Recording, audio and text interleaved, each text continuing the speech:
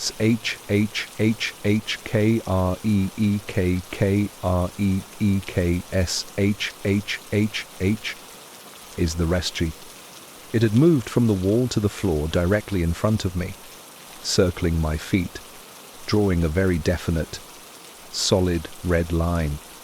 I quickly stumbled back, breaking the circle before it could close. The sound abruptly stopped.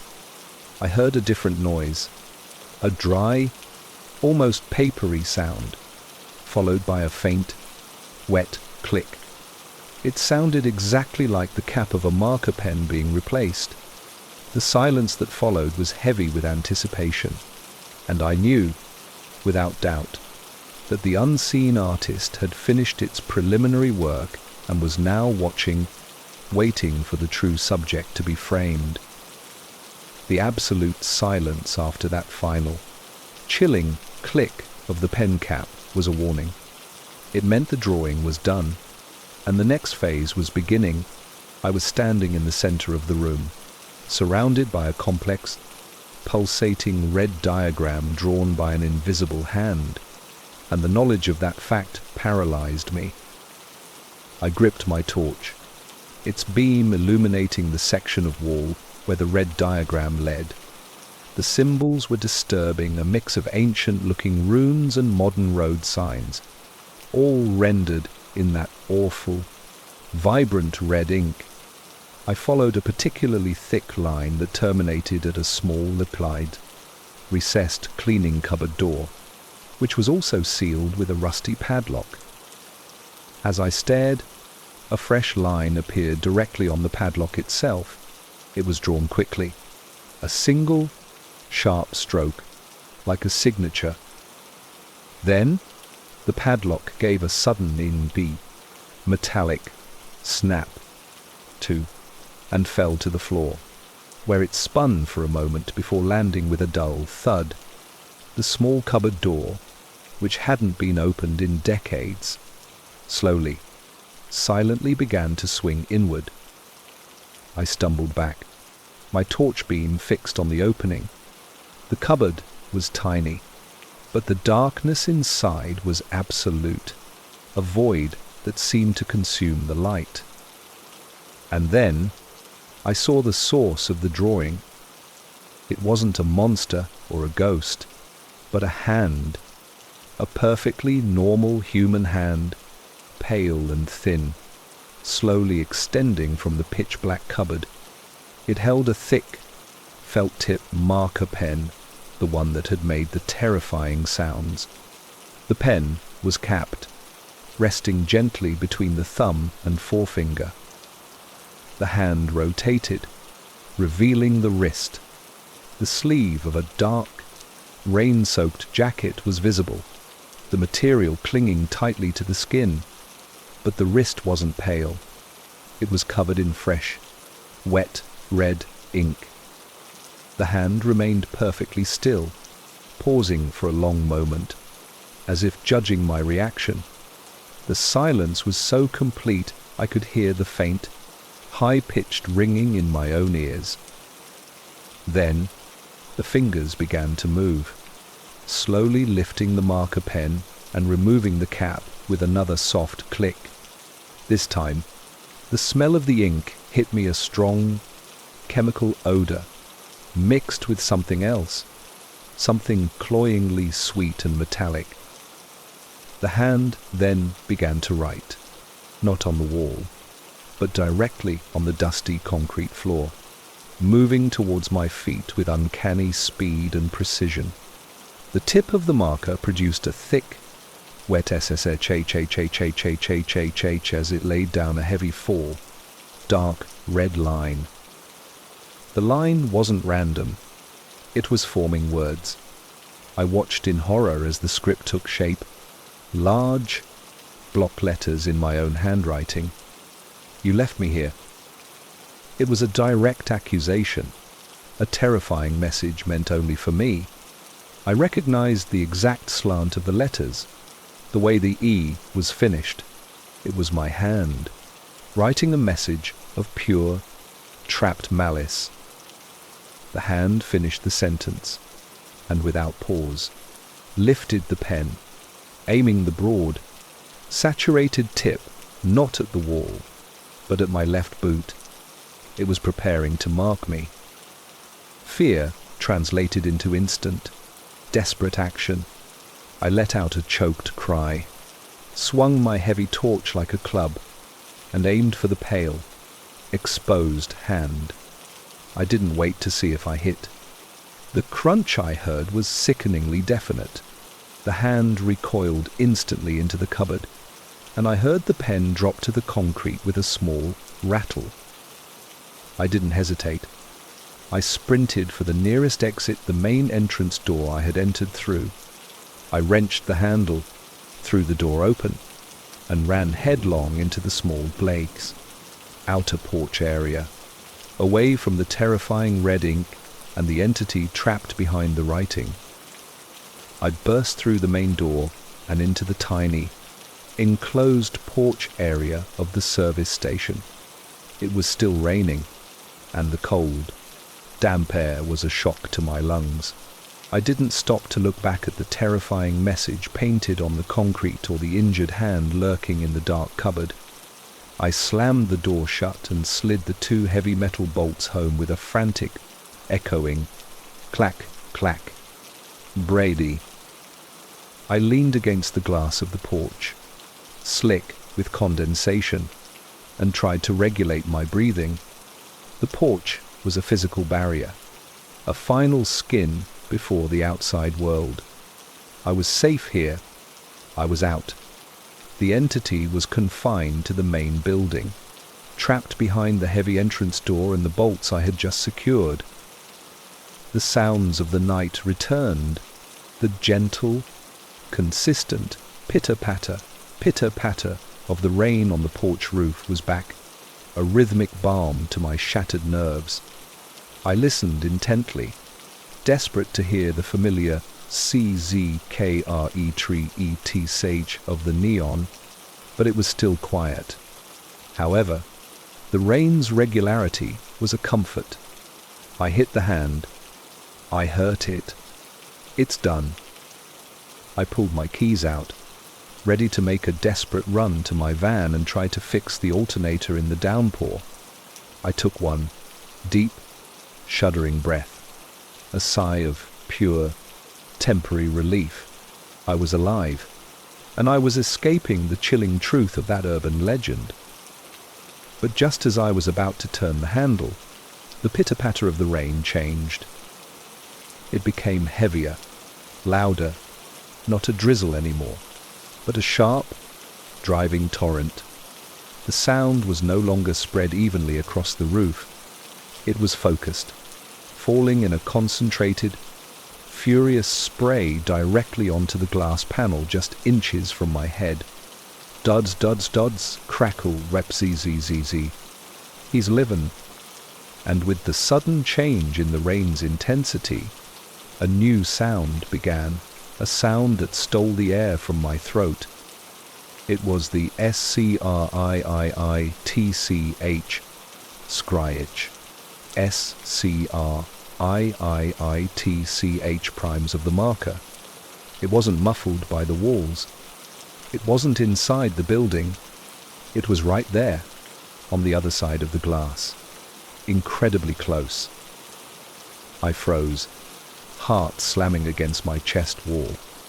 I knew the marker was drawing on the outside of the glass, the frantic sound slightly distorted by the rain, but terrifyingly immediate. I slowly lifted my torch. The beam cut through the rain-streaked glass. I didn't see the hand, but I saw the ink.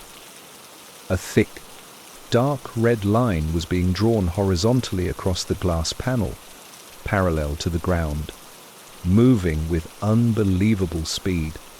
The sound of the tip skidding against the wet glass was a high-pitched, metallic squeal, SKWEE. It was drawing a huge, angry symbol, a rune that looked like a distorted version of an arrow pointing down. And then the sound stopped. The marker was silent. The terrifying, high-intensity rain also ceased abruptly, returning to the gentle, hypnotic pitter-patter that had comforted me earlier. The silence felt like a trick. A brief respite meant only to sharpen the upcoming terror. I pressed my face closer to the glass, ignoring the damp cold, to see what had been drawn.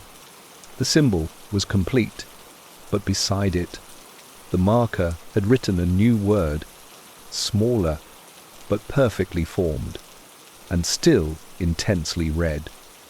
Watch. As I read the word, a new sound began, and this time it was impossible to dismiss as wind or imagination. It was a faint, almost melodic, clinking sound coming from the back of the abandoned service station. It was the sound of my van's tools, the spanner, the wrench, the socket set being slowly and rhythmically moved around the open, damaged engine bay. The mark had followed me out, and it was deliberately interacting with my escape route. The tools were clinking together, a methodical, measured rhythm, like someone preparing for an invasive surgery. The terror of the writing was nothing compared to the fear that it was now dismantling my only way out. The rhythmic clinking from my van's engine bay was methodical, chilling, and focused. It sounded less like vandalism and more like a careful, surgical disassembly. The mark had written, "Watch," and now it was forcing me to witness my only lifeline being systematically destroyed. I had to move. I unbolted the porch door with desperate speed, throwing it open and running out into the cold rain. The air immediately smelled metallic, not just from the rain, but from the strong, chemical stench of the red ink. I reached the van, which was parked just under the faint, useless security light. I shone my torch into the open engine. The tools were not being moved by a visible person. They were hovering.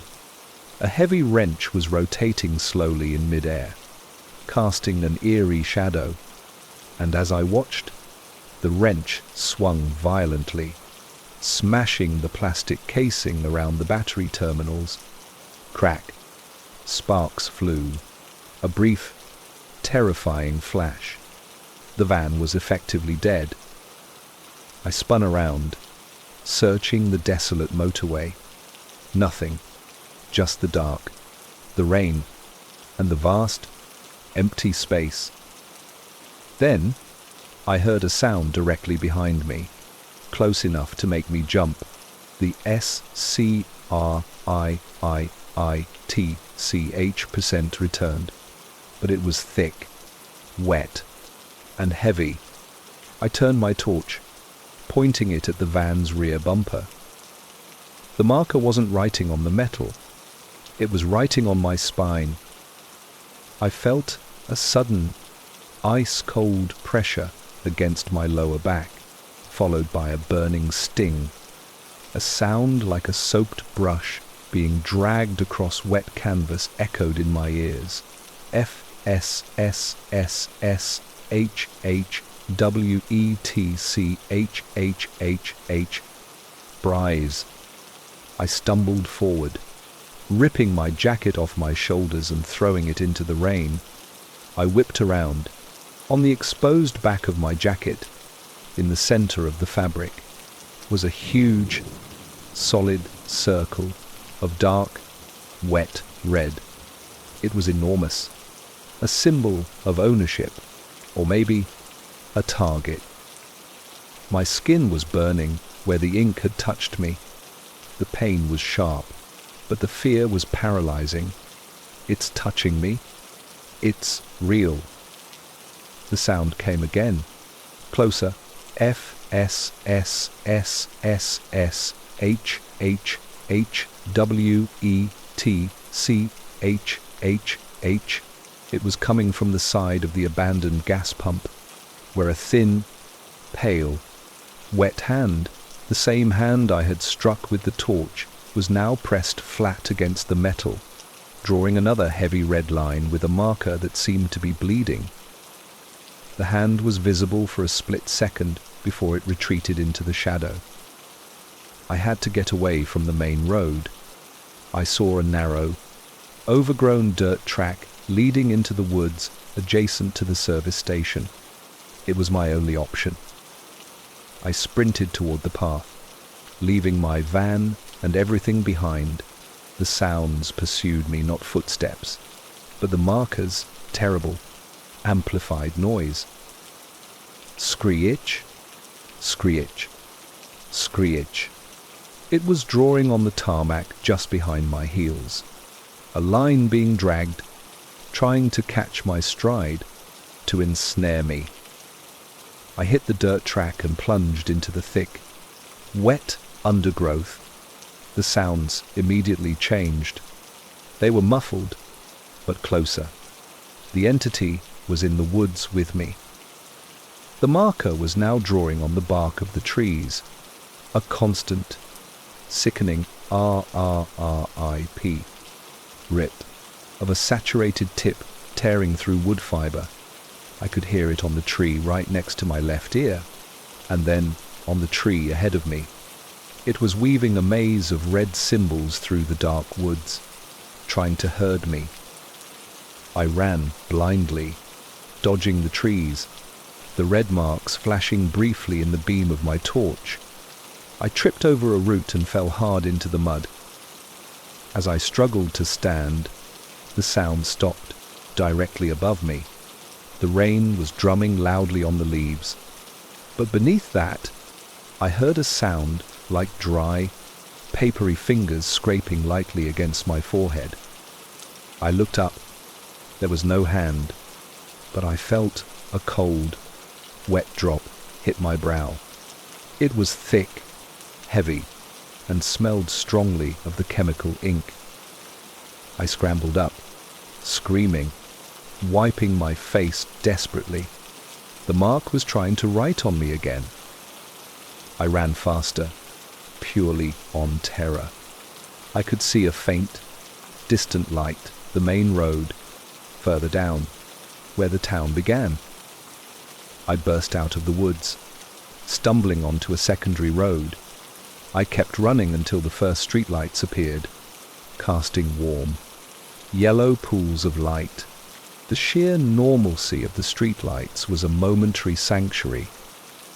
I stopped under the first working light, leaning over, gasping for breath. The marker sounds had ceased. The ominous silence was gone, replaced by the faint, distant sounds of traffic and civilization. I had escaped the perimeter. I was safe. I ran my hands over my head, checking my skin. No ink. I had made it out, leaving the terror and the red warnings behind in the dark service station. I survived the urban legend. The comforting glow of the town's sodium lights was enough to make the terrors of the service station seem distant, like a bad dream fueled by exhaustion. I found a diner still open, ordered a hot drink, and sat in a booth, watching the slow drizzle outside. I felt an immense, crippling relief. I had escaped the perimeter of the legend, and the marker's insidious scrawling could not follow me into a place so brightly lit and populated. I drank my coffee, my hands still shaking slightly. As the warmth began to return to my fingers, I finally felt safe enough to assess the damage. My wallet and keys were still in my pocket, but my van was ruined, and my jacket, marked with that huge red circle, was abandoned in the rain. I stood up to use the restroom, and as I walked past the reflective surface of the large glass window, I saw my reflection. Everything looked normal, exhausted, pale, but intact. Then I noticed my hands. They were still covered in mud, and a few smears of that thick, dark red ink from when I had pulled my jacket off. But the smear on my left index finger was different. It wasn't just on the surface. It was deep, like the ink had been driven into the cut I had gotten earlier that day, before the van broke down. I raised my finger to the light. The cut was no longer there, but the line of vivid, saturated red remained, tracing the path the wound had taken. It was permanent, deep under the skin, a tiny, internal scar. It looked exactly like a small, deliberate stroke of a permanent marker. Suddenly, a wave of nausea hit me. I leaned on the wall, and as I did, I heard a sound that was impossible, a sound that made the diner's comforting chatter fade instantly. It was faint, but unmistakable, a tiny, dry C-R-I-I-I-T-C-H. It came from directly beside my ear, the soft, quick sound of a felt-tip pen. I looked down. My reflection in the glass was staring back at me. It was smiling, a wide, predatory grin that I was certainly not making. And then I saw it, slowly, deliberately. A fresh line of bright red ink began to appear on the outside of the diner's window glass. It was drawing a small, simple asterisk next to my reflection's head. The scraping sound intensified slightly. S-C-R-I-I-I-T-C-H-S-H-H-H-H. Raid sign. I didn't run. I just stared at my reflection. The smiling figure in the glass raised its left index finger, the one with the red mark, and tapped the glass right next to the newly drawn asterisk. I looked at my own left index finger, the one marked with red.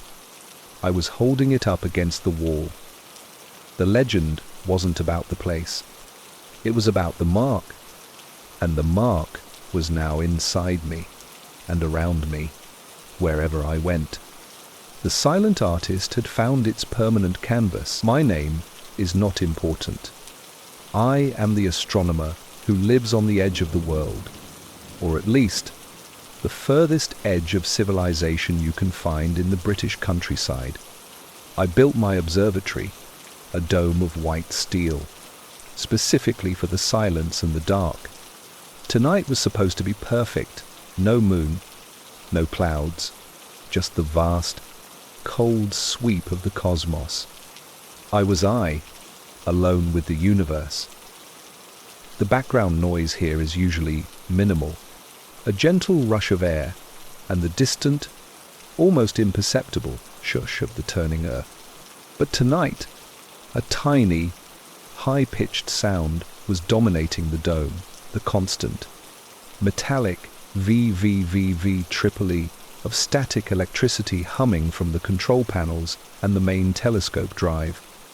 It's a common sound, but tonight it felt anxious, like the electricity itself was nervous. I had the dome hatch open and the main reflector aimed. The telescope was the focus of my entire existence. I was ready to observe the Andromeda galaxy. I settled down at the eyepiece, my eye seeking the familiar scatter of light. The wind outside began to pick up, creating a hollow, mournful whine as it whistled through the array of communication antennae on the roof. It was 2:45 a.m., the deepest point of the night. I pressed my eye to the lens, expecting the familiar silvery dust of distant stars.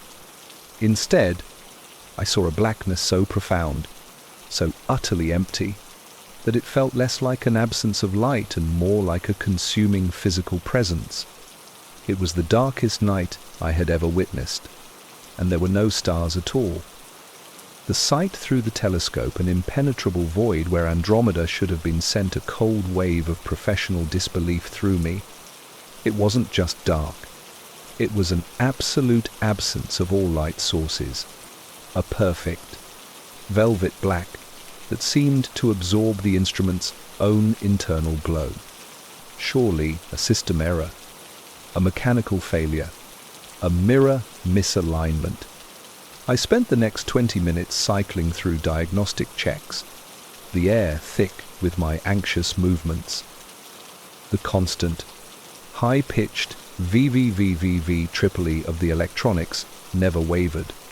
But now, it felt less like static and more like a collective sigh from the machinery itself. The mournful whine of the wind outside the dome grew steadily, a natural sound. But tonight, it sounded like a warning drawn out across the vast, empty fields. I finally decided to change the target. I manually adjusted the telescope. The hydraulic groan of the drive mechanism, a deep grrrunnnnh breaking the electrical hum. I aimed at a known, bright star cluster in Ursa Major. I pressed my eye back to the lens, expecting the brilliant spray of white light to confirm the system was working. Instead, I saw the same black, not just a lack of stars, but a perfect, featureless dark that stretched across the entire field of view. I ripped my eye away from the eyepiece, my heart beginning to hammer. This was impossible. Even a massive power failure couldn't explain the absolute, uniform blackness. I ran outside onto the observation deck and looked up. The sky was clear. The air was crisp. I could see the silhouette of the trees, the distant, faint yellow glow of a town 10 miles away. But directly overhead, where the stars should have been a dazzling, silver blizzard, there was only a patch of deep, unnatural shadow, a hole punched clean through the canvas of the cosmos. It was perfectly circular, centered right over the observatory. The wind, which had been a whine, now seemed to be sucking at the antennae, pulling the sound into the dark circular patch. I looked down at the concrete. Everything was physically normal.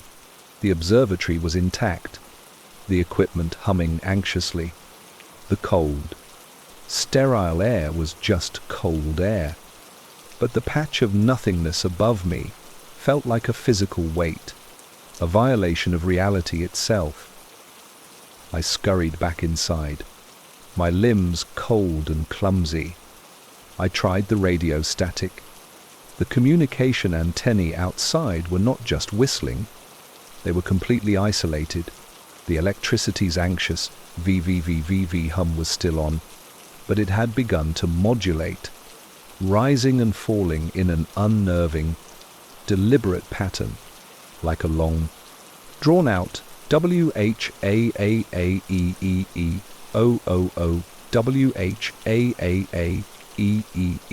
WHAAAEEEOOO, a sound too structured to be purely electrical interference. It was a rhythm, and it was coming from the machine that was pointed directly at the empty spot in the sky. It felt like the telescope was trying to speak about what it saw. The rhythmic, patterned WHAAAEEEOOO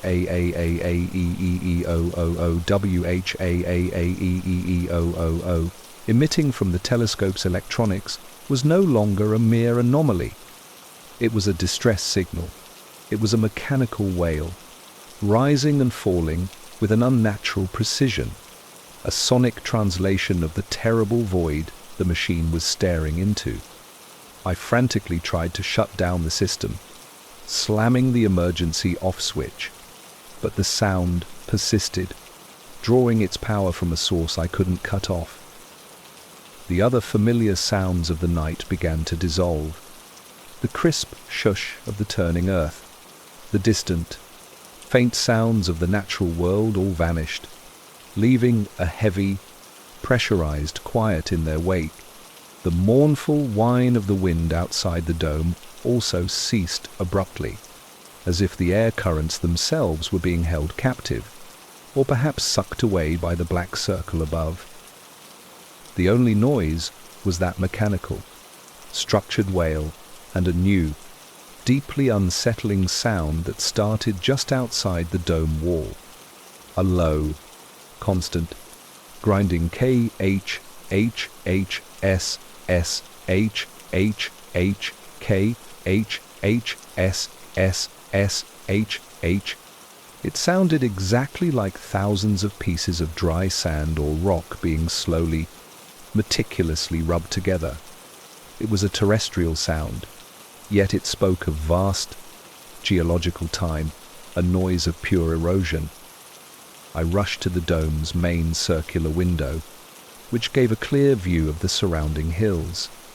My torch beam revealed nothing but damp grass and dark soil, yet the sound was undeniably close, seeming to circle the base of the dome, grinding slowly, purposefully. Then, the telescope's wail achieved a climax. The WHAAA-EEAOO pitched violently upward into a single, screaming "Re!" The 7 peaked, a sound of pure electronic agony. At the same time, the grinding sound outside the dome stopped instantly. The silence returned, heavier and more complete than before. It lasted only a second before it was shattered by a new, impossible sound, a deep, booming ch-clack, ch-clack, ch-clack. It's pride-prizing to the raids to an 18. This noise was not electronic or natural. It was structural, massive, and utterly terrifying. It sounded like huge, incomprehensibly immense tectonic plates shifting and locking into place, occurring somewhere right above the dome. It was the sound of a geometry that didn't belong, being forcibly assembled in the empty sky. I looked up at the open hatch, where the circular hole of the night sky had been. There was now a physical presence. It wasn't the uniform blackness from the eyepiece. This was an object, a colossal, flat, utterly black shape that perfectly spanned the opening. It was not reflecting light, but absorbing it, its surface looking like matte carbon, and it was moving, slowly descending, causing the final, dreadful sounds of its assembly. The ch-clack noises intensified, accompanied by a heavy, slow shudder that ran through the entire observatory foundation. The air pressure in the room began to drop sharply, causing my ears to pop painfully. My scientific mind finally collapsed under the weight of the impossible. This wasn't a weather balloon or a military drone. It was an impossible object, a piece of anti-reality that was slowly, physically descending into my dome, and the sound it made was the sound of my universe bending and breaking around it. The colossal, black shape descending through the dome hatch was a physical impossibility. It was an absence of light that possessed mass, and the ch-clack, ch-clack of its structural locking echoed with the deep pain, sickening sound of cosmic mechanics. The air pressure continued to plummet, making my chest tighten painfully. I realized that whatever this object was, it was not merely visiting my reality, it was displacing it. I scrambled backward, knocking over a tripod. The crash was swallowed instantly by the pressure drop, barely making a sound, a terrifying testament to the vacuum forming around me. I grabbed the emergency flare pistol from the wall, a desperate, illogical reflex.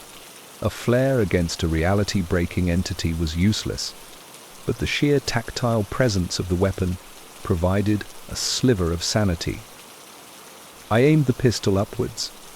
The black shape was now only a few feet from the main telescope reflector. It wasn't a disc. It was a complex, interlocking mesh of unknown material, its geometry violating all known laws of perspective. Its surface seemed to be shifting and rippling, not with movement, but with a silent, continuous transformation. I pulled the trigger, The flare shot upward with a loud PHOOS tase. The bright magnesium round was designed to cut through dense fog and darkness. The light hit the black object and was extinguished instantly, not deflected, but absorbed. It vanished without a trace, leaving a temporary, silent hole in the air where the bright light should have been. The only result was a low, resonant THHRR-UUMM from the object, the sound of an incomprehensible energy being contained. This was my confrontation, not with a monster, but with the boundary of existence. The object stopped its descent, hovering inches above the main mirror. A sudden change occurred in the structure. A single point on its matte surface began to glow, not with white light, but with a horrifying, pale mauve. The glow was accompanied by a new sound, a sound like heavy, wet cable being slowly, agonizingly pulled across glass. Squelch, zzz, squelch. He said now. From that mauve point, a single, impossibly thin filament began to extend downwards. It was not a solid thread, but a line of pure, concentrated blackness, thinner than human hair, yet radiating that pale mauve light. It was reaching for the telescope's primary mirror. I knew, with the certainty of a man facing oblivion, that if that filament touched the mirror, the consequence would be catastrophic, not just for the equipment, but for my mind. I had to break the contact. The emergency dome closure control was located across the room, requiring me to run directly under the descending filament. I dropped the flare pistol and sprinted. My feet slipped on the cold, polished floor. The sound of the filament's descent quickened. SQUELCHZZZZZZZZ. I reached the control panel and slammed the closes button. The hydraulic machinery roared to life with a mechanical bellow. Ker-chunk, ker-chunk, ker-chunk. Outseamet.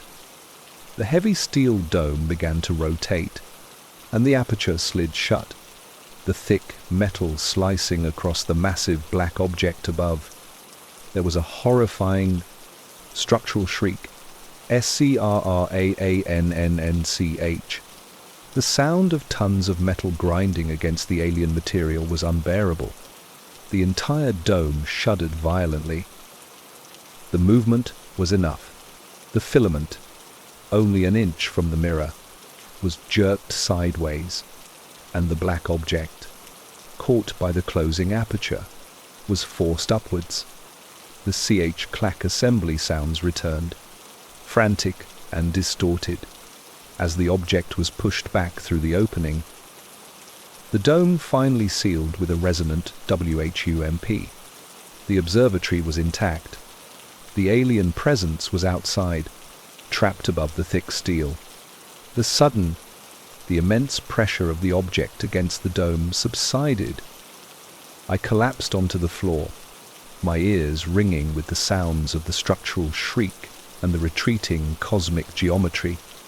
I was breathing again, and the terrible pressure in the room had momentarily equalized. I was safe, shielded by the steel, but I was also certain of one thing. I had just locked myself inside a metal box with a very angry piece of non-existence right above my head. The sheer, solid hump of the dome ceiling was the sweetest sound I had ever heard. I was trapped inside a giant, sealed steel canister, but the presence of the thick, heavy metal felt like salvation. I lay on the floor, my muscles spasming, listening. The sounds of cosmic assembly, the terrifying CH-clack, and the structural SCRRANNNCH had ceased. There was only the ringing in my ears and the constant, anxious VVVVVEEEE of the surviving electronics. I managed to drag myself to the central console, leaning heavily against the cool metal. I checked the external seismic monitors. Nothing. The immense object that had just tried to enter my dome was gone. The only change was the continued, absolute silence from the outside world. No wind, no distant traffic, just a heavy, pressurized quiet. I told myself it had retreated, defeated by the structural integrity of the observatory. It's too big. It can't fit. It's left. I allowed myself a moment of shaky, profound relief. Survival. But this relief was fragile. My mind, now less focused on escape and more on observation, picked up on the remaining sound. The electronic VVVVV triple hum was still there, but it wasn't steady. It had taken on a subtle, internal rhythm, a fast, pulsing beat, like a tiny, metallic heart frantically trying to keep time. Sup, zep, zep, zep, zep. It felt less like interference and more like a captured signal, endlessly looped. I tried to isolate the source. It was coming from the main telescope mount, specifically the complex array of gyroscopic sensors used for precise celestial tracking. I reached out and put my ear to the cold steel base of the telescope. The bzzd bzzd bzzd bzzd bzzd bzzd bzzd bzzd loud here, vibrating through the metal. And then I heard the second sound. It was subtle, barely audible over the electronic pulse, but devastating in its implication. A faint, repetitive SHHH create, shh, crete, SHHH crete, the exact sound of the telescope's high-precision azimuth motor trying to adjust its position. I stared at the control panel. The telescope was locked down. All motors were deactivated and braked. Yet, the motor was attempting to move, a slow, sustained effort against the brakes. It was trying to turn the massive instrument, attempting to shift its viewing axis. It's pushing. It's still there. The relentless SHHH creet grew louder, gaining traction. The steel floor beneath me began to transmit a low, grinding vibration as the brake mechanism started to protest the invisible force. The object had been repelled by the dome, but it hadn't left. It had merely changed tactics, now trying to manipulate the instrument itself from the outside. Suddenly, the electronic pulse and the grinding motor sound merged into a single, horrifying noise.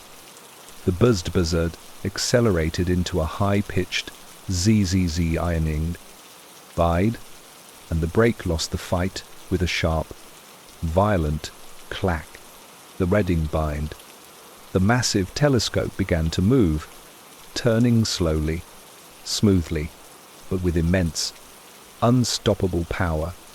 It was moving under its own terrifying, external command. The motor was being driven backwards by an incomprehensible force, and the sound it made was a deep, guttural WHRRRUMMM. Tend in the occasion. I stumbled back. I knew where it was turning. The object was forcing the telescope to point back at the terrifying, starless patch of sky. The brief respite was over. I was about to be forced to look at something that had no right to exist, and the machine itself was now part of the weapon. The massive telescope was turning, driven by an external force, groaning against its deactivated motors. The deep, rhythmic WHRRRUMM whir of the movement was an auditory countdown. It was forcing the instrument to realign, to stare directly into the patch of non-existence above the dome.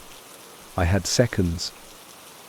I scrambled up, grabbing the heavy, titanium alloy casing of a spectroscopic analyzer. It was bolted down, but I yanked at it, desperate for a weapon, a tool, anything. The telescope continued its slow, inexorable turn, the thick steel tube now angling directly towards me. Kerrack, kerrack. The K, the sound was the metal dome itself. The enormous, heavy steel shell above my head began to creak, violently protesting the force being applied to it from the outside. The cosmic object wasn't just manipulating the telescope. It was trying to rip open the observatory dome to complete the alignment. I abandoned the analyzer. My only chance was the maintenance hatch, a small, fortified door leading to the emergency tunnel under the floor. I dropped onto my knees, fumbling for the release lever beneath the main console. The telescope was now pointing almost straight up, its vast reflector mirror aimed at the closed dome. The electronic pulse, the high-pitched zzz-ik-in-ing, returned, louder than before, vibrating through the concrete floor. The air pressure dropped again, causing a sharp, sickening pain behind my eyes. I felt a sudden, powerful tug on my clothes, as if the vacuum was actively pulling at the edges of my being. I found the lever and slammed it down. The hatch beneath the floor burst open with a pneumatic PFFT whoosh, revealing a narrow, dark shaft. I dove inside. Just as I scrambled into the darkness, the climax hit. A sound like a billion pieces of shattered glass being instantly compressed erupted from the dome. CRRRUUNNNNCHHHK reopenings from. The dome was breached. A sudden, catastrophic rush of wind and pressure slammed into the observatory. The sound was a mix of the atmospheric pressure equalizing and the deep, silent roar of the cosmic entity entering the space. I heard the crash of the telescope, the colossal instrument tearing free from its base, slamming into the concrete floor with a devastating boom. Brassy sang. I didn't stop. I kicked the hatch closed above me. The steel lid slammed down, and I immediately secured the internal bolts, my hands moving with panicked precision. Thud clang, racking gripper. I was now in the cold, narrow maintenance tunnel, an underground labyrinth designed only for running cables. The sounds from the dome above me were muffled, but terrifying, heavy, deliberate, TOMPS noises, incredibly heavy, followed by the terrifying squelch ZZZZZ sound, indicating the alien structure was moving, searching, looking for me. I crawled as fast as I could. The tunnel was dark and smelled of damp earth and ozone. I could hear the faint, structural vibration in the concrete around me. The being was right above the floor, and I was only inches below it. The pursuit was agonizingly slow, a test of pure nerves. Every stomp sent a jarring shockwave through my body. I kept crawling until I saw a faint, grey light, the entrance to the emergency external access shaft, several hundred feet from the dome. I reached the hatch, a heavy, circular manhole. I shoved the internal bar upwards. It resisted. I pulled again, pushing with my shoulders. Screech. The manhole lid ground against the surrounding concrete, scraping open a sliver of the outside world. I pulled myself out, collapsing onto the dew-soaked field outside. I looked back at the observatory. The dome was mangled, a jagged tear running across its circumference. Silence had returned to the structure. The STOMP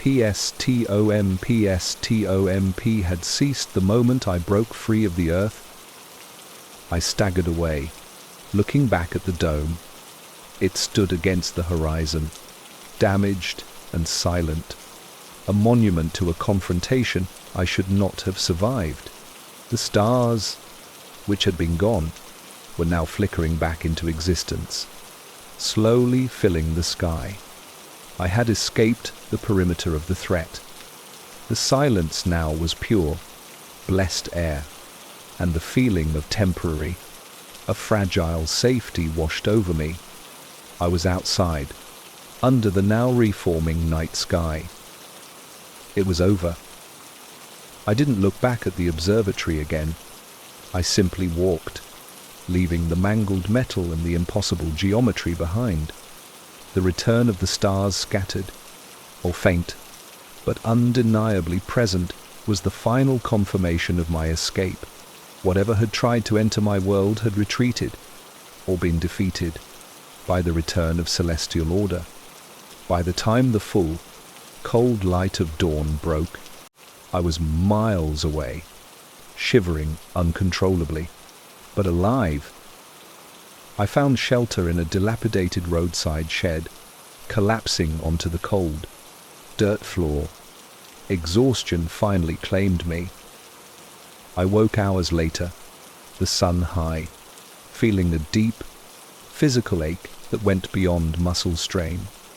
It felt like the core of my being had been pulled and twisted. I slowly sat up, checking my body for injuries. Nothing broken, just deep fatigue. Then I noticed my breathing. It was too easy.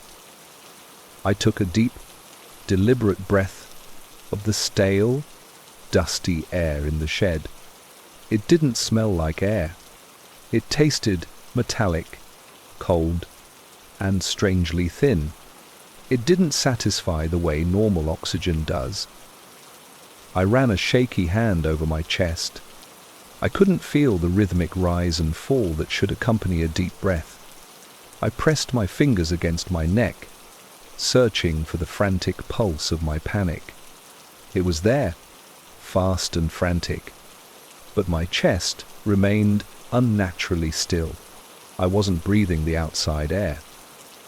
I put my ear to my own sternum, listening for the sound of my lungs. Instead, I heard a faint, tiny, patterned sound coming from deep within my own body. The continuous, metallic bzzz, bzzz.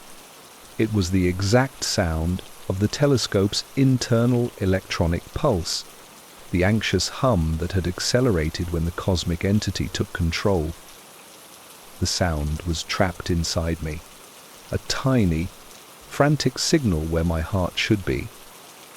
I stumbled out of the shed and looked up at the midday sky. It was perfectly blue, normal, comforting. I took a deep, conscious breath of the fresh, clean air. Nothing changed. The internal buzz buzz buzz buzz continued its rapid, artificial beat. And then I heard the final sound, faintly, so distantly, it was almost thought rather than sound. I heard a familiar, impossibly low resonance, the sound of profound geological movement, of impossible construction, a deep, rhythmic ch clack, chur clack, ch clack. I would and turned.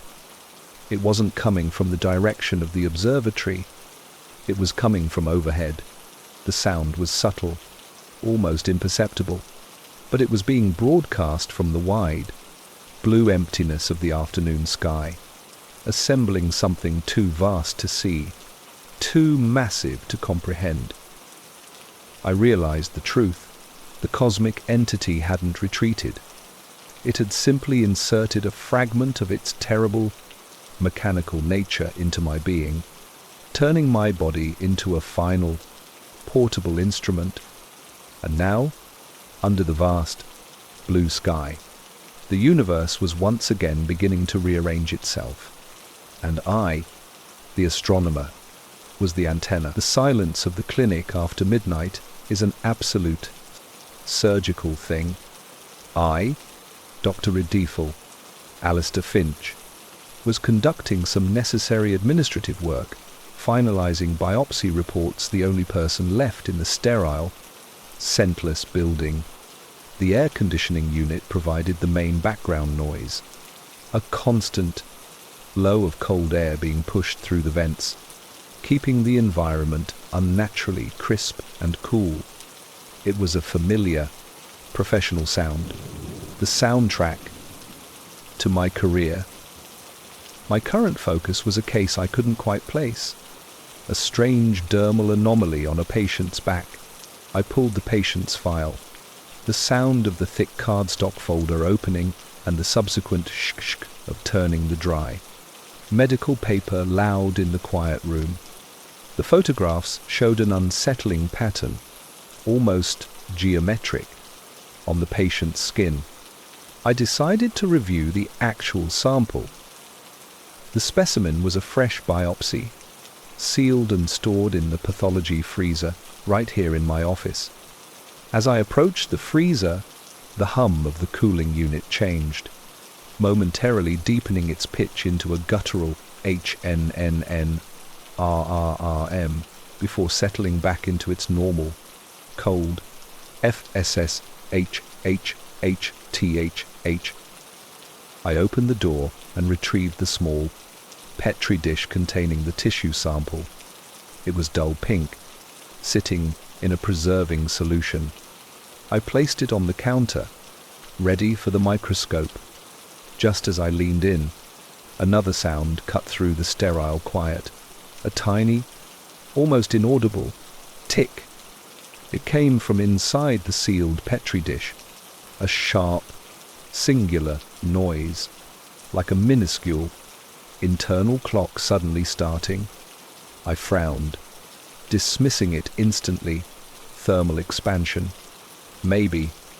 But the moment of perfect clinical isolation had been broken by an impossible internal sound. The clinical environment is designed to eliminate paranoia, yet the single, sharp tick from the Petri dish had effectively bypassed my professional skepticism. I spent the next 15 minutes preparing the biopsy for microscopic examination, attempting to focus purely on the objective process. I placed the tissue sample on the slide, added the stain, and carefully secured it beneath the lens. The air conditioning's cold, steady continued to push sterile air around the room, but now it felt like it was concealing something, rather than merely cooling. The silence between the white noise was heavier, charged with the inexplicable anomaly of the tick. I pressed my eye to the eyepiece of the microscope, adjusting the focus. The image snapped into terrifying clarity. The sample, which should have been a static piece of excised tissue, was displaying anomalous activity. It was not dead. I could see, at the cellular level, an accelerated growth pattern. The outer layer of skin cells was multiplying at a frantic, impossible rate. But instead of forming healthy tissue, they were weaving themselves into incredibly complex, dark structures. These structures resembled a micro-circuit board or, more disturbingly, a tiny, metallic root system. I pulled away, my breath catching in my throat. This was biologically impossible. I quickly documented the findings, my hands shaking slightly as I typed up the notes. Contamination. A hyper-aggressive fungal infection. My mind frantically searched for a logical pathology. Just as I settled back down to review the paper file for patient history, I heard a sound that solidified my fear. It was faint, dry, and came from the glass counter where the biopsy dish sat. A slight, abrasive. It was the sound of the tissue sample moving inside the preserving liquid. Not floating, but actively sliding across the glass base of the Petri dish. I shone my diagnostic penlight on the dish. I saw no visible movement, but the surface of the preserving liquid was shimmering slightly, tiny concentric ripples spreading from the center. I rushed back to the microscope and put my eye to the lens again. The dark structures were now even more pronounced, aggressively filling the viewing field. As I watched, I heard another sound, very close to my ear. It was the faintest possible crack by 2 mere, followed by a silent, sighing release of pressure. I pulled back instantly, looking up. The sound hadn't come from the dish or the microscope. It came from the ceiling. A faint, hair-thin crack. A tiny fissure had just appeared in the perfectly white ceiling tile above the counter. It was too small to be structural, but its appearance in that surgically controlled environment, right after the noise, felt deeply significant.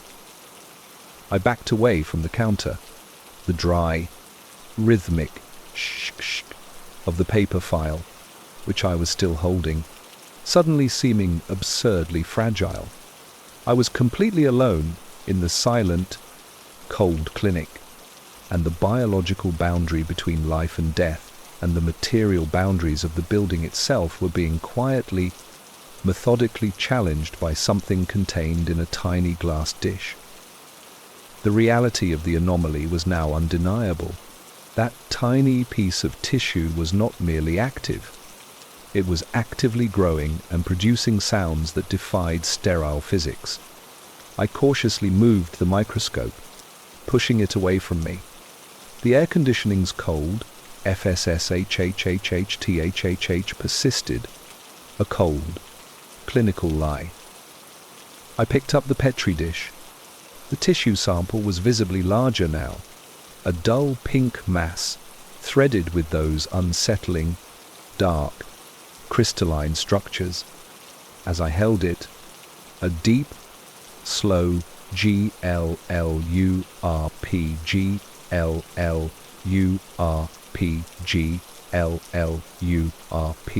GLLURP GLLURP began to emit from inside the sealed glass.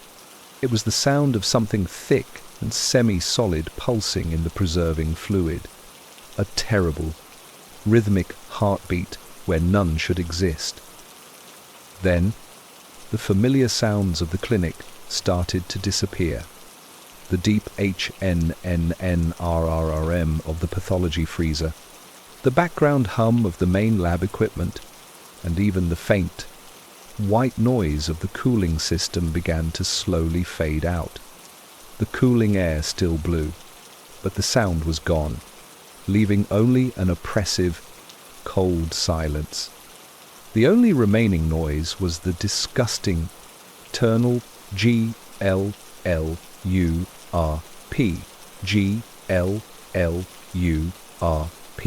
GLLURP GLLURP primed from the Petri dish. I put the dish down hard. The pulsating sound stopped instantly. A new noise began, far more unsettling because it came from the outside of the dish. It was a rapid, brittle SSHKRAKKKRAKKKRAKK, the sound of tiny, microscopic bones or segments quickly locking into place. The noise was concentrated, high-pitched, and furious, emanating directly from the growing structures on the slide. It was a sound of violent, accelerated biological construction.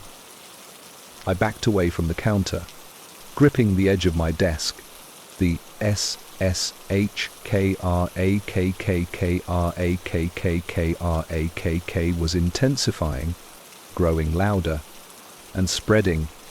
It no longer came only from the dish, but also from the walls, the floor, and the very air around me. It felt like the entire room was experiencing a catastrophic, accelerated internal corrosion. I desperately grabbed a heavy lead shield, used for X-ray protection, and placed it over the Petri dish, hoping to contain the noise. if not the growth. The sound changed instantly. The brittle, high-pitched crack was replaced by a low, grating R-R-R-A-S-P, rasp, or rasp. Babailum? It was deeper, more muscular, and sounded exactly like a piece of dry, fibrous tissue being forcibly pulled through a narrow aperture. The lead shield wasn't stopping it. It was amplifying the sound of the organism struggling beneath the weight. I felt a sudden, sharp, intense itch on the back of my left hand, just at the wrist where my sleeve ended. I instinctively looked down and saw a thin, dark line, a tiny fissure identical to the geometric patterns in the biopsy photo, and disturbingly similar to the dark structures I had just seen under the microscope. As I stared at the line on my skin, the abrasive R-R-R-A-S-P from under the shield gave way to a sound that shattered all remaining scientific composure. It was a soft, wet, internal thump, thump, followed by a barely audible, gasping inhale. It sounded like the thing under the lead was no longer just growing. It was attempting to breathe. This was not an infection. It was a separate, hostile life form, and its creation was now reaching a horrifying stage of sentience.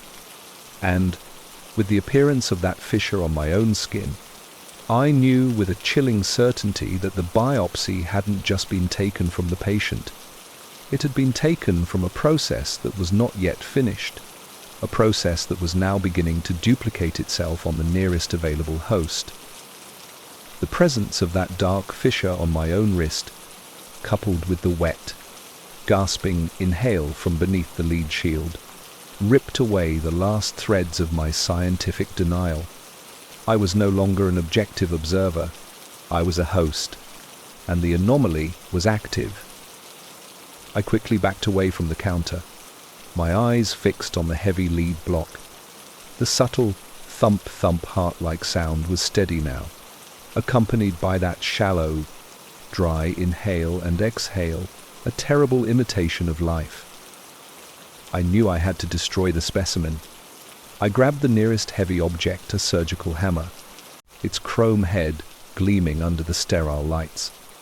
I lifted the lead shield just enough to see the petri dish underneath. It was no longer a piece of tissue. It had grown into a dense, pinkish-grey spheroid, pulsating slowly. The dark, crystalline threads were no longer internal. They were pushing out through the surface of the flesh, forming a thick, rough exterior that looked disturbingly like an insect's shell. As I watched, the sphere gave a deep, internal gurgle, and the lid of the sealed petri dish cracked with a sharp TSSK. The newly formed creature was too large for its container. I didn't hesitate. I swung the hammer down with all my strength. Splat crunch. Lake 2. The sound was wet, sickening, and final. The glass of the petri dish shattered, and the hammerhead crushed the pulsing sphere. A thick, viscous liquid, not preserving fluid, but a hot, unsettlingly dark fluid splattered across the counter and the floor. The terrible heart sound stopped. I leaned back, breathing heavily, the hammer still in my hand. The quiet returned, absolute and blessed.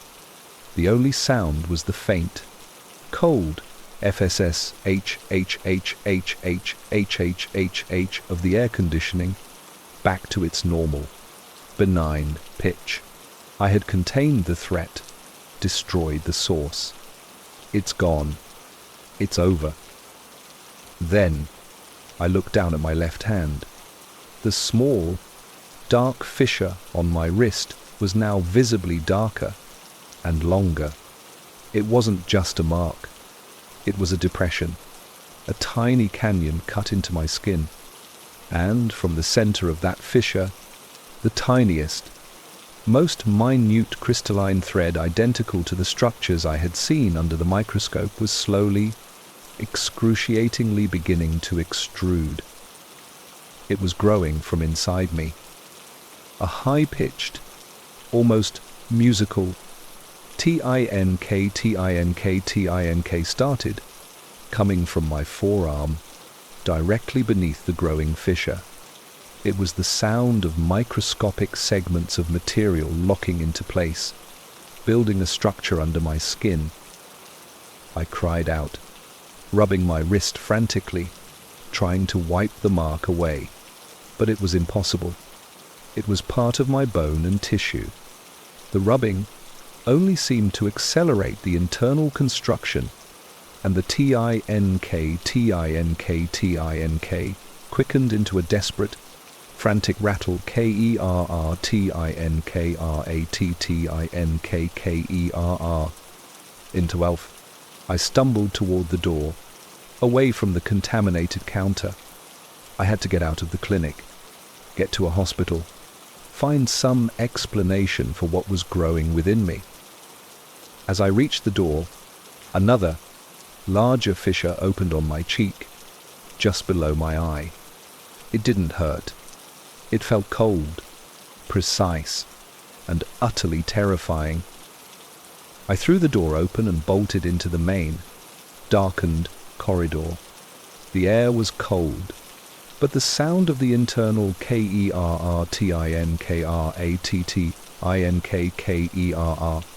was now a roaring internal symphony of transformation.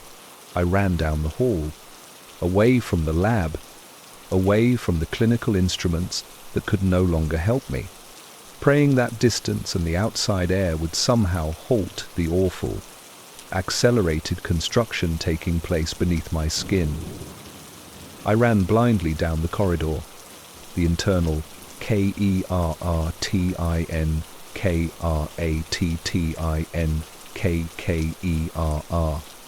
of my own transforming tissue roaring in my ears.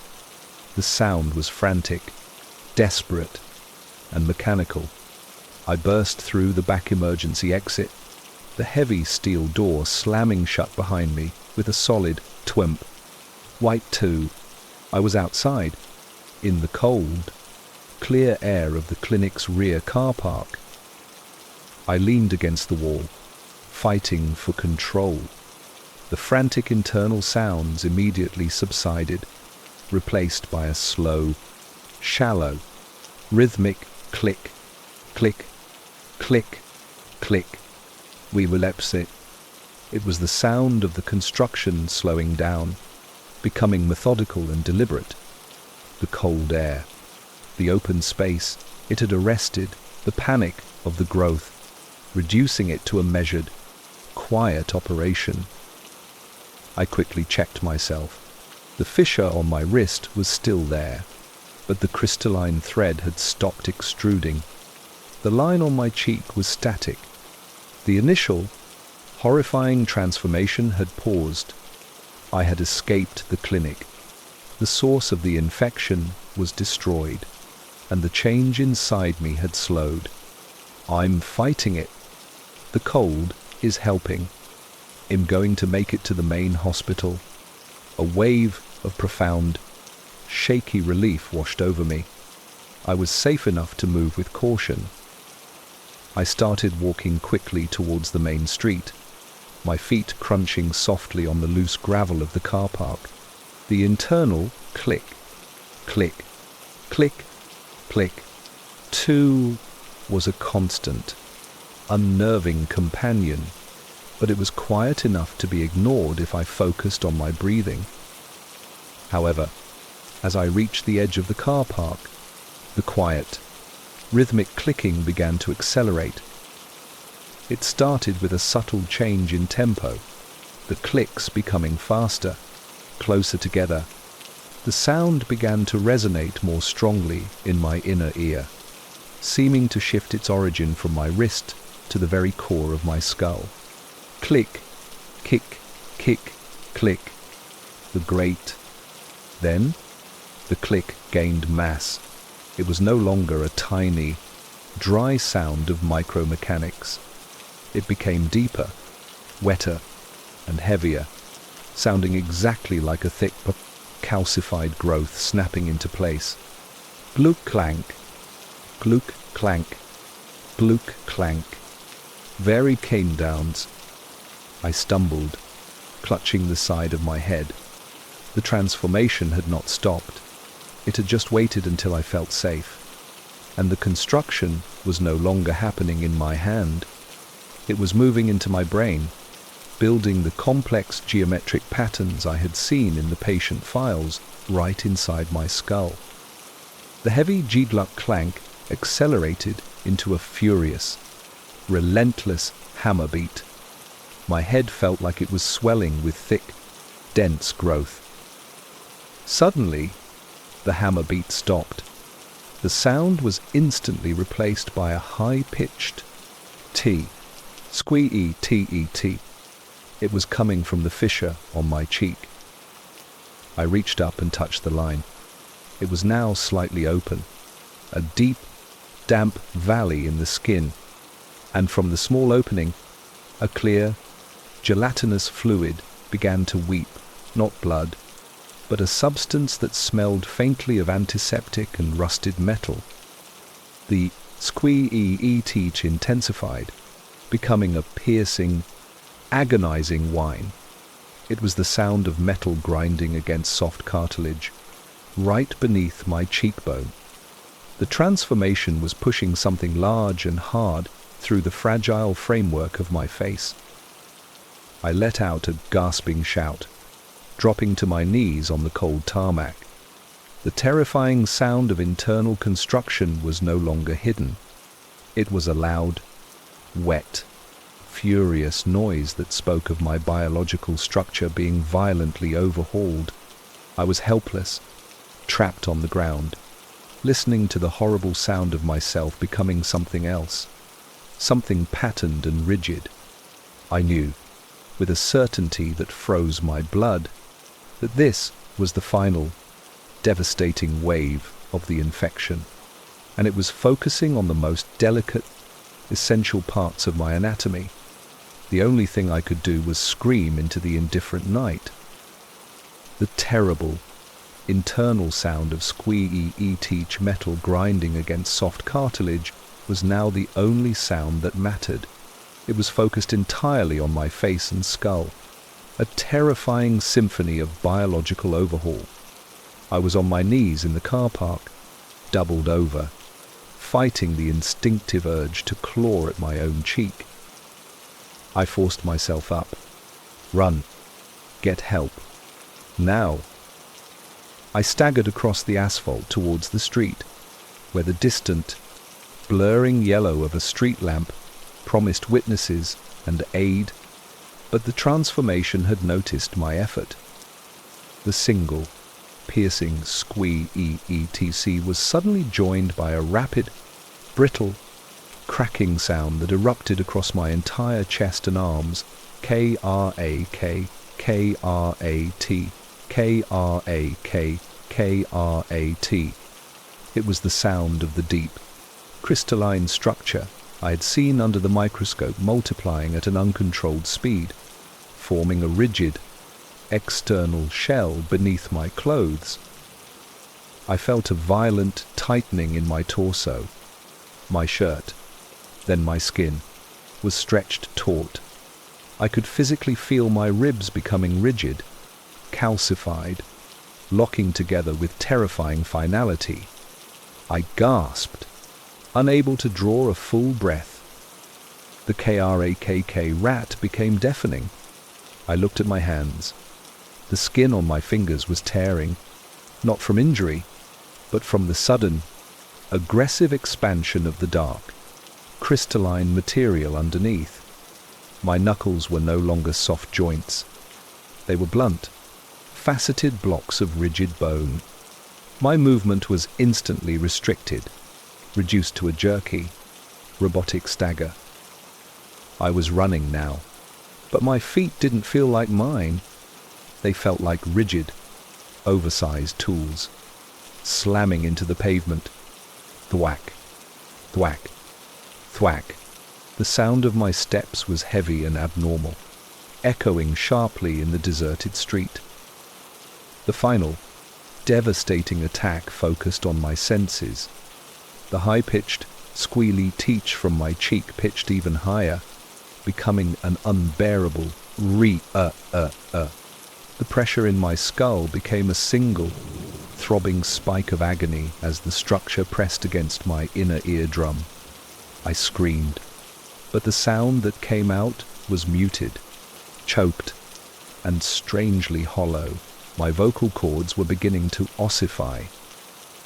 I stumbled toward the street lamp, my vision blurring, desperate to reach the light. As I did, a new sound began, deep, resonant, and horribly familiar. Glurp, glurp, glurp. It was the rhythmic, pulsing heartbeat of the life form I had crushed in the petri dish, but now it was emanating from my own stomach. The destroyed sample had completed its replication and was establishing a massive, central organ inside my abdomen. The combination of the sounds was overwhelming. The frantic crack rat of the shell growth, the agonizing properly in my ear, the heavy twack of my feet, and the internal glurp part. I was a walking symphony of biological disaster. I reached the street lamp, my body seizing up. I couldn't move my neck. My vision was fixed straight ahead. The calcification was nearly complete.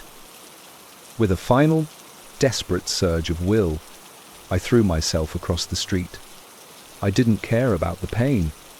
I just needed to put distance between the rapidly ossifying shell and the main clinic building, driven by a desperate, illogical instinct for territorial separation. I landed hard on the opposite curb, the impact shaking my rigid body. Clang-clanged. Brazy. The impact seemed to momentarily interrupt the electrical signals of the growth. The crack rat stopped. The volatility dropped to a thin quiet. The internal glurp became faint, shallow, almost a whisper. I lay there, half-formed, rigid, but breathing the cool air. The silence returned, not the cold, sterile quiet of the clinic, but the heavy, indifferent silence of the city night. I was stiff, frozen in a terrifying half-state, but the transformation had paused. I had broken the organism's synchronization, separating myself from its immediate influence. I managed to twitch a finger, a tiny, stiff, impossible movement. I had survived the climax. I was a biological anomaly, but for this agonizing moment, I was safe from the acceleration. I lay on the cold pavement for what felt like hours, stiff and half paralyzed, but the frantic acceleration had stopped. My chest was rigid, my face fixed, but the internal glurp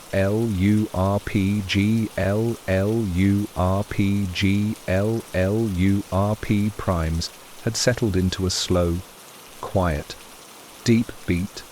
I was a biological machine in a terrifying maintenance mode. The sun began to rise, painting the sky in a dull, indifferent grey.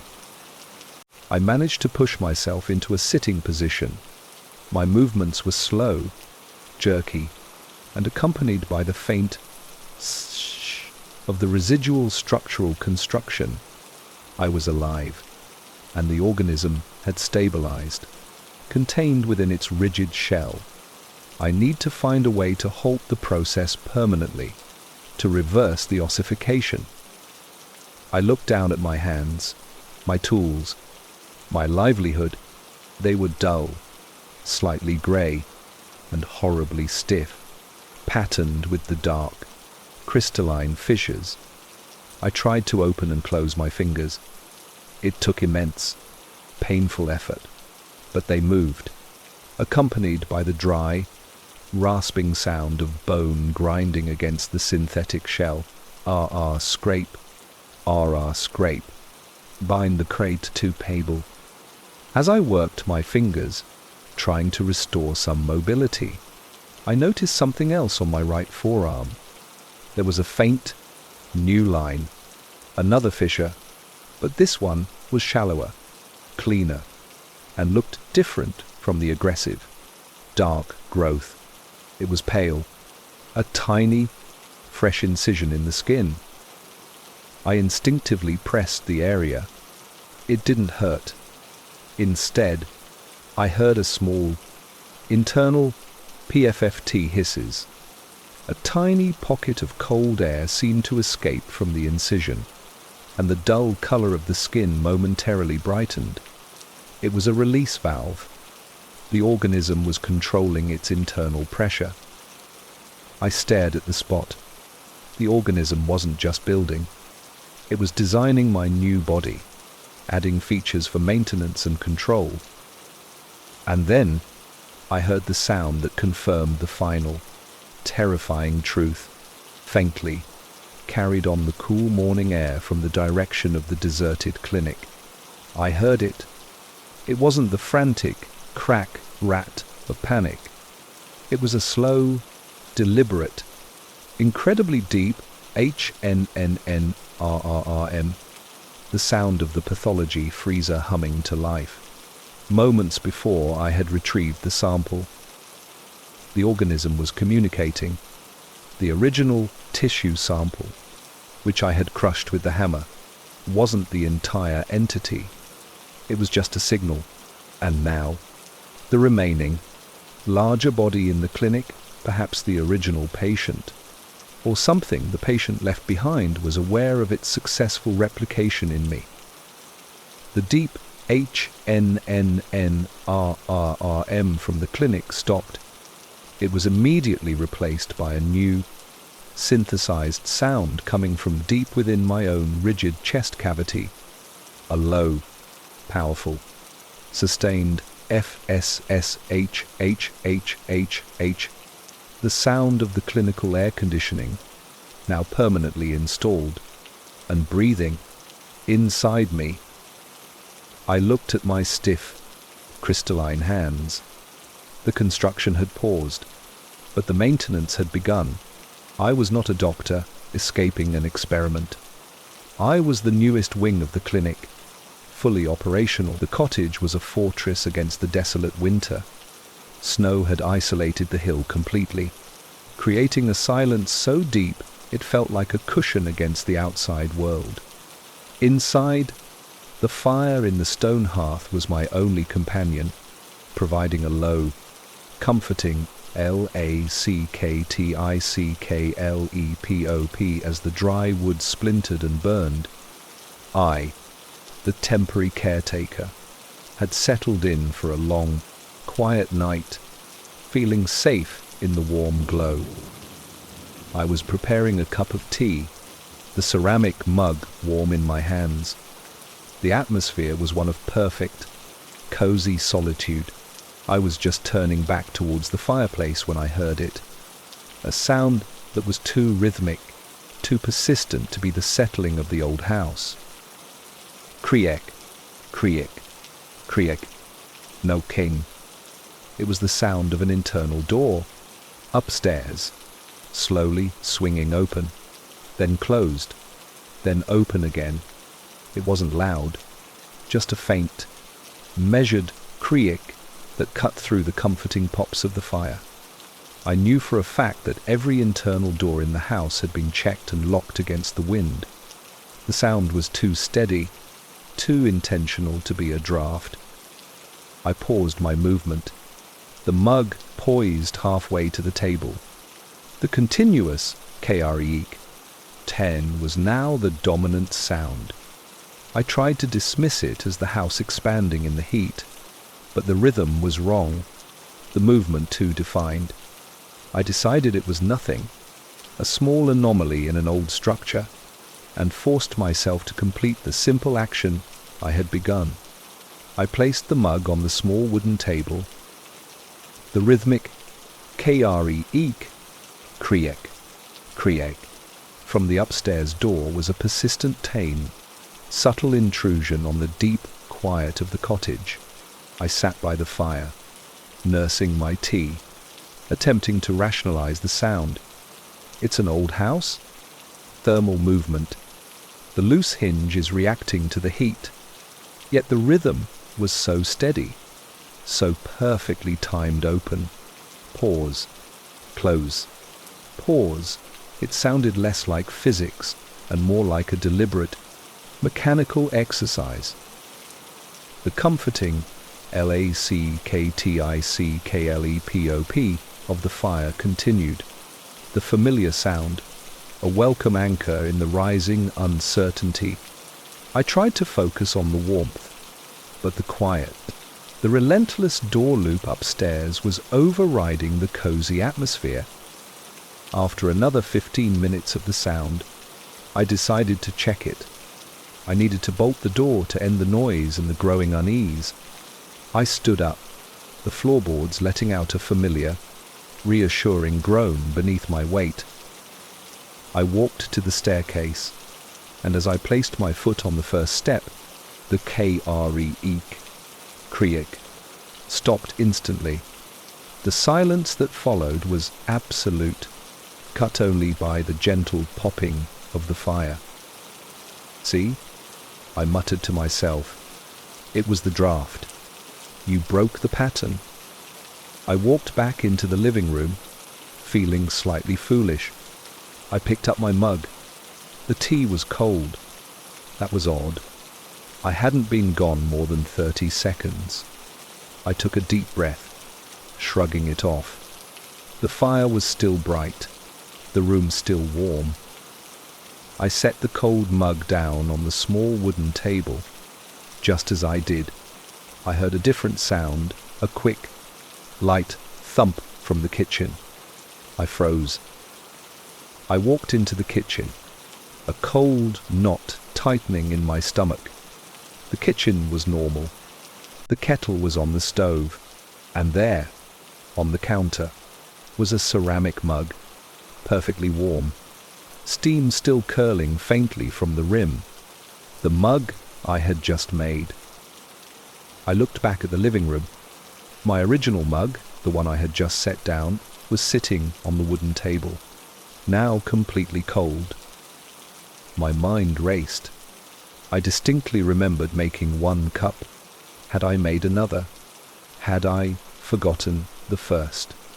The whole interaction felt blurred, as if a small segment of time had been repeated, or perhaps inserted. The kitchen felt normal, but the two mugs, one cold, one hot, told a terrifying, non-linear story.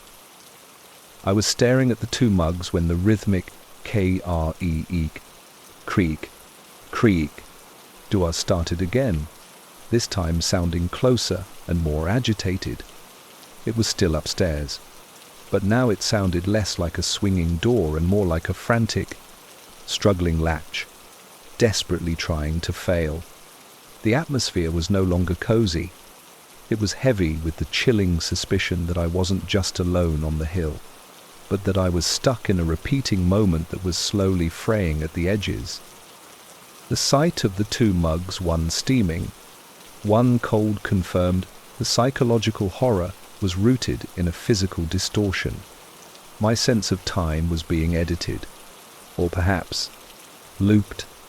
The steady Kre kriak, kriak from upstairs, the sound of the door swinging in a perfect, meaningless rhythm, was the metronome of this distortion.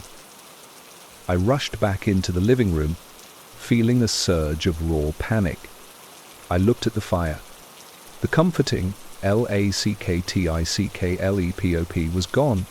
The flames were still visible, but the sound of the burning wood had been muted, replaced by a hollow, low, FSSSHHH, the sound of hot ash cooling, or perhaps time running out of heat. The familiar, welcoming sounds of the cottage were being stripped away, leaving a core of sterile, repeating noise. The door swinging sound upstairs accelerated its pace. It was no longer a slow, eerie rhythm. It was frantic, desperate. K-R-E-E-A-K-K-R-E-E-A-K-K-R-E-E-A-K. It sounded less like a door and more like a heavy unseen object being swung repeatedly and violently against a wooden frame, trying to break its own hinges. Then, a new sound cut through the frantic creaking. A single, distinct, rhythmic drip, drip, drip. It was water, falling on stone, coming from the center of the main staircase, a place where no water pipes existed. The sound was unnervingly precise, slow, and heavy, like thick droplets of syrup. It was the sound of something liquid and persistent leaking through the fabric of the house. I looked up the staircase. The landing was dark, and the frantic creak was loudest here. Suddenly, the creaking stopped. The dripping stopped. The low FSSSHHH of the fire cooling died completely. The house was engulfed in an absolute, cold silence that pressed on my eardrums. The silence was broken by a horrifying, new sound that felt entirely wrong. It was a wet, choking gasp. Bianta Soberwafe, immediately followed by a dull, fleshy thud that resonated through the floorboards right above my head. It was the sound of a living body collapsing violently on the wooden floor. Then, a high-pitched, thin whimper followed, repeated 3 times, fading into a final, choked, HNNNH. I knew that sound. It wasn't the sound of an intruder or a supernatural entity. It was the sound of extreme, the final pain, a human sound. I had stumbled upon the tragic history of the cottage, the event that had caused the loop. I instinctively took a step back, my foot landing on the floorboard I had just left. Instantly, the entire sequence repeated. First, the faint, high-pitched whimper followed, repeated 3 times, fading into a final, choked, HNNNH, there cease. Then, the wet, choking gasp, by lefty, followed by the dull, fleshy thud, right above my head. Then, the terrifying, frantic door swinging, K-R-E-E-A-K-K-R-E-E-A-K-K. I leapt. The loop was playing again, triggered by my proximity or my realization. The sounds were louder this time, more visceral, and entirely real. I backed away quickly, retreating from the staircase, terrified that the loop would drag me into the scene of the trauma. The repetition, the exact, perfect replay of human agony, was the proof that the time here was fundamentally broken. Daro, toi se tiep tuk viet fun tiep theo. Dambao tuan tu sol tu va qui tak saknyon. Story 5. The Loop on the Hill, Time and Reality Distortion. Ngach, Time and Reality Distortion, Vong Lup. Te Jay Song Song. Akmon Lup Lai. Fun 1. Hook. 1,202 Tunsu. Fun 2. First Suspicion. 1,504 Tunsu. Fun 3. Intensifying Sounds. 1,711 Tunsu. Fun Hien Tai.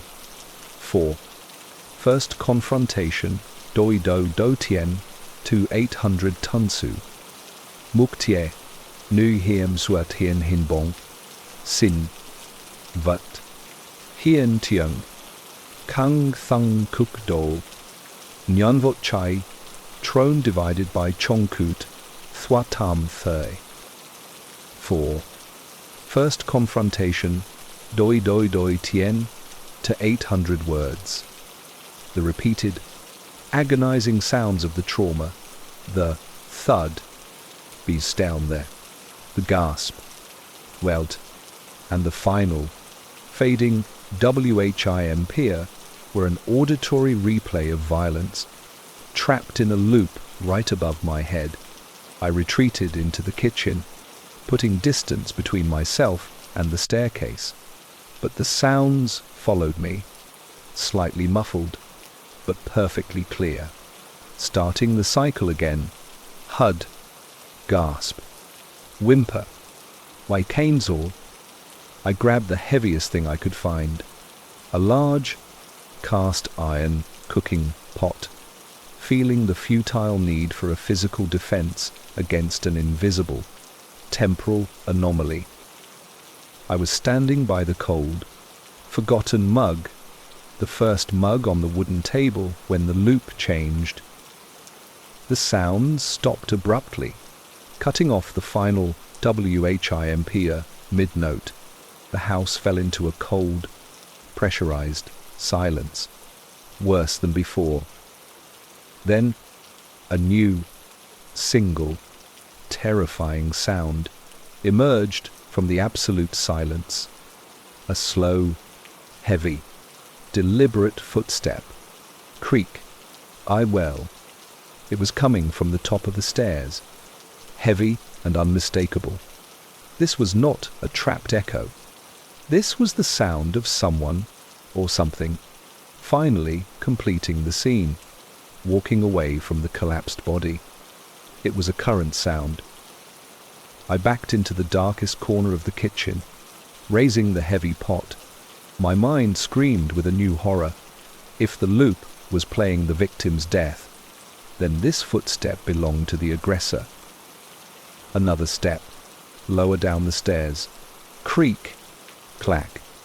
The second sound was metal, a quiet, surgical click that suggested a weapon, or perhaps a latch on a door being gently engaged. The person was descending, slowly, deliberately, taking their time. I stared at the dark archway leading from the kitchen to the living room, heart hammering a frantic rhythm against my ribs. I had to know what I was dealing with. The figure reached the bottom step. I heard the sound change from the dry wood creak to a soft, wet squish as the foot landed on the cold stone of the hearth. The figure was standing in the living room now. I peered around the door frame, the heavy pot ready. The living room was dark, lit only by the faint, low embers of the fireplace. I saw it. It wasn't a man. It was a figure of absolute shadow, perfectly black against the faint light, but its silhouette was undeniably human. It stood still for a moment, and I could feel its terrifying, heavy presence settling into the room.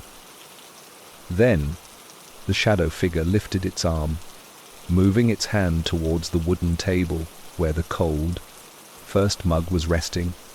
The action was slow, measured, and intimate. As the shadow touched the cold mug, the sounds began again, but not the loop of agony. A low, soft, wet dollar, text, slur, RRP. Dollar, dollar, a sound of liquid being drawn up, followed by a slight, satisfied sigh. It was drinking the cold tea. The final, terrifying detail came when the figure shifted slightly, its silhouette momentarily obscuring the cold mug. And there, etched onto the very air where its hand had been, was a shimmering outline, the subtle, ghostly image of my own hand, holding the mug. The figure wasn't the original killer. It was the house's memory of the killer, completing a ritual, using my past actions, making the first cold mug of tea to ground itself in the present. I needed to break the cycle. I had to destroy the physical point of the loop. With a choked yell, I raised the cast iron pot and hurled it with all my might at the small wooden table. Crash, rattle, smash. The pot hit the table, shattering the cold mug and reducing the wooden structure to splinters. The shadow figure recoiled instantly, letting out a sharp, dry hisses that seemed to extinguish the remaining embers in the hearth. It didn't pursue me. It simply dissolved, the perfect darkness tearing into fragments. I sprinted toward the main entrance door, not stopping to look back. I wrenched the heavy bolts, threw the door open, and ran out into the snow-covered night, leaving the splintered wood and the terrible shadows behind me. I escaped the loop temporarily, at least breaking the physical anchor that bound its reality to mine. I ran down the snowy hill, the cold air burning my lungs. I didn't stop until the silhouette of the cottage was completely swallowed by the darkness and the falling snow. My heart pounded a frantic, living rhythm, a stark contrast to the mechanical, looped sounds I had just escaped. I was outside, free from the physical anchor of the splintered table. The loop is broken. I'm safe. I finally collapsed beneath a thick copse of pine trees, shivering violently, but feeling a profound, exhausted relief. The cold air was sharp and real, the snow crunching softly beneath my weight. Natural, normal sounds. The trauma was confined to the house on the hill.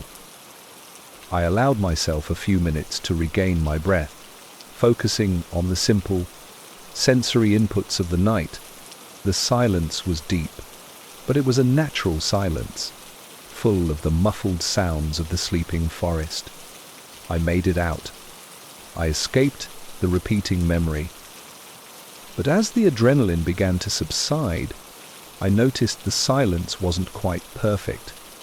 There was a low, faint sound, constant and repetitive, that seemed to emanate from the ground directly beneath me. It was a soft, steady T-O, thump, thump, thump. There's it.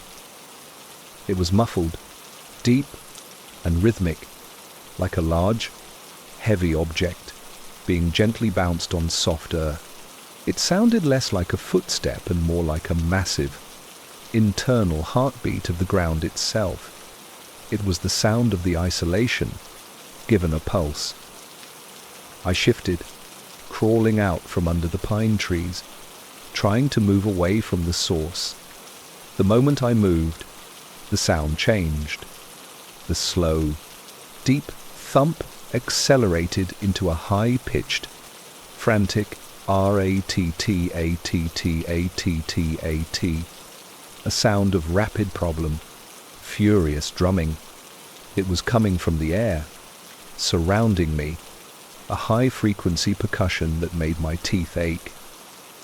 I looked around wildly, but there was nothing, no wind, no animals, just the quiet forest and the invisible, frantic drumming. Suddenly, the rattatatatatat died, stopped. The silence that followed was instant and crushing. It was replaced by a single, distinct, devastating sound. Clack, the sexy prey. It was the same sound I had heard on the stairs, the surgical, metallic click of a latch engaging, but this time it was loud, clear, and seemed to come from right behind my left ear. I spun around, shining my torch beam into the darkness. Nothing, but on the snow-covered branch of a low pine tree, I saw it, a small, dark object, barely visible. I reached up and pulled it down. It was a small, antique, brass doorknob, and fixed to the doorknob was a small, rusted metallic latch, which had just produced the terrifying clack sound. It was the exact doorknob from the upstairs room in the cottage, the room that had been endlessly creaking open and shut. The terrifying realization hit me. The object was not confined to the cottage. The loop had not been broken. It had been transferred, and the transfer point was this artifact. The silence around me was now dense and unnatural, permeated only by a new, horrifying noise that began to emanate directly from the brass knob in my hand. It was a slow, wet drip, drip, drip, the precise sound of water falling on stone, the same agonizing drip I had heard on the stairs, now leaking from the brass doorknob. The loop was being anchored to my immediate reality, and the terrifying sequence was about to start again, with me holding the central piece of the trauma. The brass doorknob in my hand, dripping its slow, unnatural drip, drip, drip of agony, was the terrifying anchor of the loop. I was no longer an observer. I was carrying the mechanism of the house's trauma, and the loop was about to begin again, using the forest as its stage. I instinctively dropped the doorknob into the thick snow. The dripping sound ceased instantly. The silence was a lie. A sudden, deep, internal thud that I had heard from the upstairs room now vibrated through the ground beneath my feet, immediately followed by the wet, choking gasp that seemed to be pulled from the cold air around me. The loop had started, and the forest floor was now the trauma room.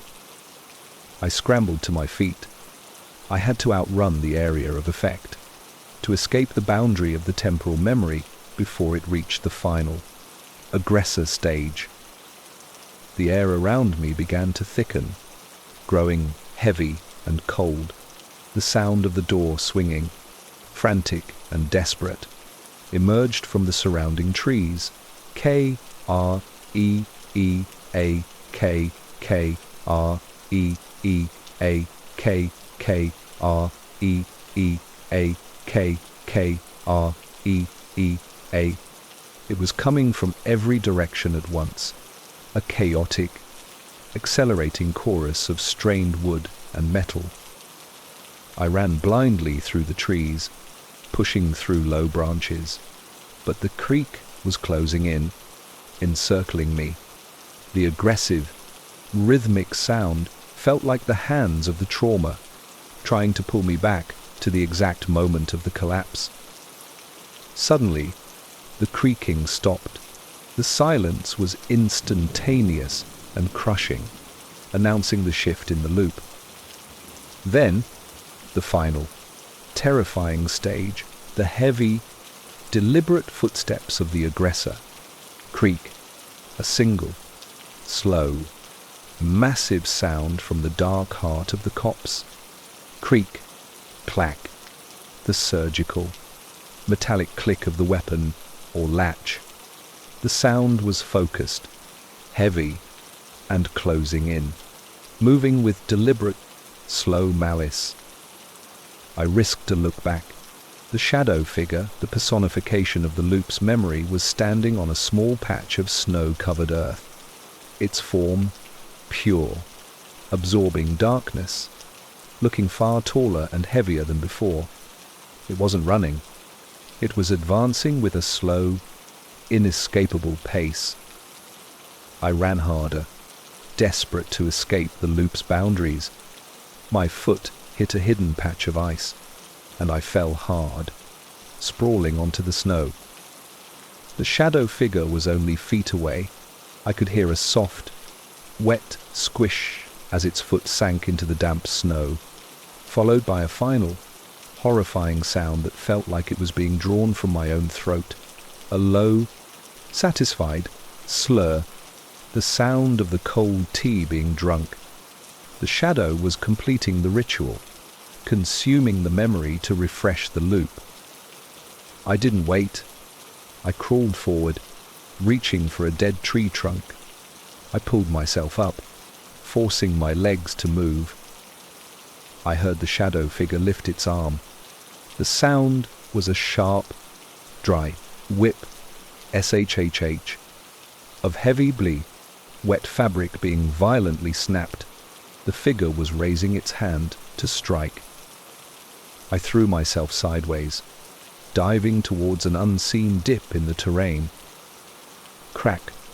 2000 preste. The sound was immense. The blow missed me, slamming instead into the dead tree trunk, which exploded into splinters. The subsequent sound was a high-pitched, angry hiss, zzzt. The shadow's frustration, or perhaps the loop briefly tearing at the seams. I scrambled up and ran. I was running down the hill, away from the isolated cottage and the looped memory. I ran until the trees thinned, and I saw the faint, distant lights of the main road. The snow was crunching beneath my feet, but the sounds of the loop, the kreeak, the drip, the thud were fading rapidly, unable to keep pace with the distance. I reached the bottom of the hill, bursting through the final tree line and onto the clear, solid ground of a farm track. I collapsed onto the cold dirt, gasping for air. The silence was absolute. The loop had finally broken, defeated by speed and the sheer physical distance from its central anchor. I looked back up the hill, only darkness and snow. The relief was a profound, almost dizzying wave of safety. I had run out of the memory and into the present. The safety was real. The bottom of the hill was a different world, firm ground, distant traffic, and the vast, cold sweep of a natural night sky. I walked for hours, until I reached a small, isolated pub, still faintly lit. I ordered a strong drink and sat in the corner, allowing the low murmur of the bartender's radio and the smell of stale beer to ground me in the present. The loop was broken. I took a deep, shuddering breath, the terror finally receding into memory. I was safe, and the cottage, with its terrible repeating shadow, was miles away. As I took a sip of my drink, my eye caught the reflection in the polished surface of the wooden bar. I looked tired, wild, but intact. Then I noticed the anomaly. My hand, the one that had grasped the brass doorknob, was holding the glass, but its position felt awkward. I twisted my wrist to look closer.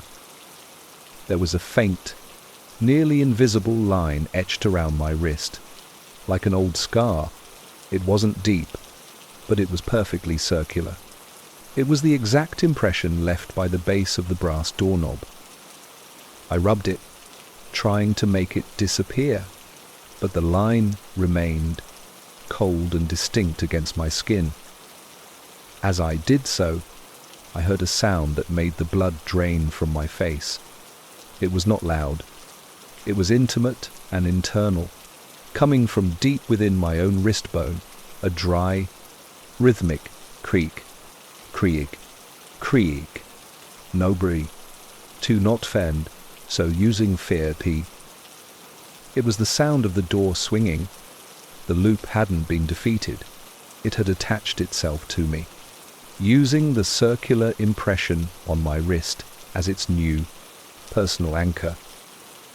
The creaking intensified slightly, and then stopped. It was replaced by a small, precise, metallic clack. The sound of the latch engaging. The sound was coming from my own joints, locking together. I stared at the bar reflection. My hand was perfectly still, holding the glass. But in the reflection, the figure I saw me was beginning a very slow, subtle motion. My reflection's head was turning to look over its shoulder, its eyes wide with the realization of the aggressor's approach. And then the internal sound returned, slow and heavy, resonating in my bones. Creak. A single, deliberate footstep, moving from my hip bone down to my knee. The shadow aggressor was taking its first step on the stairs again, and the stairs were now me. The final sound was not of pain, but of cold ritual. From my wrist, a faint, high-pitched noise emerged, a miniature version of the old cottage sound, a thin, chilling drip, drip, drip. The memory was leaking out, preparing to play the final, fatal scene, and I was the central stage.